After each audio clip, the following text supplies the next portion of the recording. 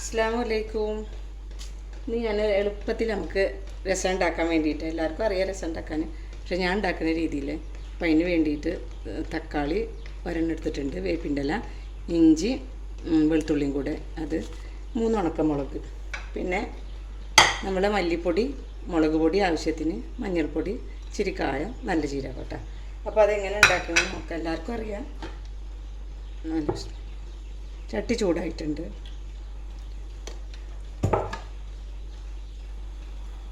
ഇനി നമുക്കതിലേക്ക് കടുക് ഇട്ട് കൊടുക്കുക. എണ്ണ ചൂടായിട്ട് വരുമ്പോൾ കടുക് ഇട്ട് കൊടുക്കാം. കുറച്ച് കടുക് ഞാൻ ഇടുന്നുള്ളൂ കേട്ടോ.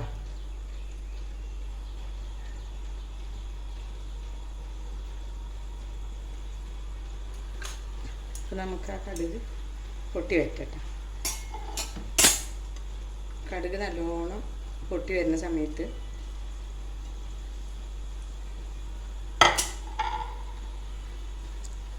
നമ്മുടെ കടുക് പൊട്ടി വന്നിട്ടുണ്ട്. ഇനി ഇഞ്ചിയും വെളുത്തുള്ളിയും കൂടെ ഇട്ട് കൊടുക്കാം. അത് ഇച്ചിരി മൂത്ത് വരുന്ന സമയത്ത് തന്നെ നമുക്ക് കായം, 2 കഷ്ണം കായം ചെറുതിട്ടുള്ളൂ. കാരം വെളുത്തുള്ളി ഉണ്ടാകുമ്പോൾ കായം അങ്ങനെ വേണ്ട. അത് റെഡിയായി വരുമ്പോൾ നമുക്ക് നല്ല ജീരകം ഇട്ട് കൊടുക്കാം. ഇതെല്ലാം കൂടെ ഒന്ന് മൂത്ത് വരുന്ന സമയത്ത് നമുക്ക് ഉണക്കമുളക് ഇട്ട് കൊടുക്കാം.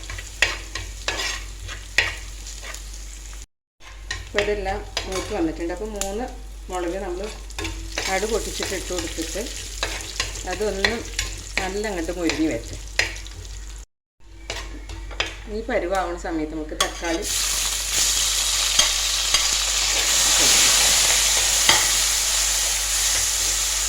നല്ലോണം കണ്ട് വെന്തിട്ട് ചേർന്നിട്ട് പിന്നെ നമുക്ക് മുളക് പൊടി, മല്ലിപ്പൊടി, മഞ്ഞൾപ്പൊടിയും കൂടെ ഇട്ട് കൊടുക്കാം.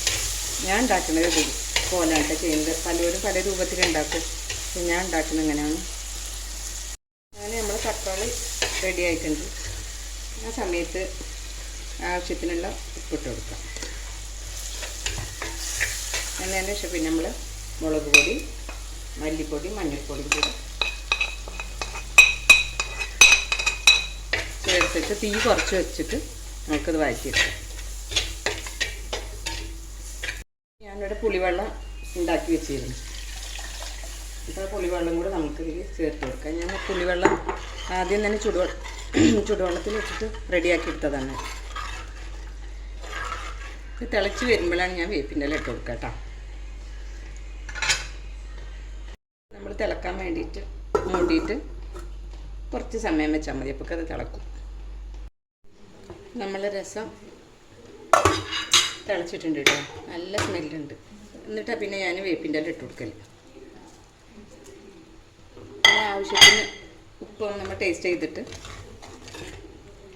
രസം റെഡിയായി.